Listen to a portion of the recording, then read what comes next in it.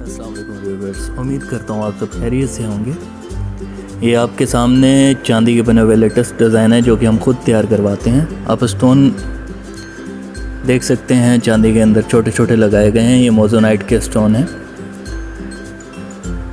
तो इस चैनल पे मैं इंशाल्लाह जो हम चांदी के डिज़ाइन तैयार करते हैं वो अपलोड करता रहूँगा।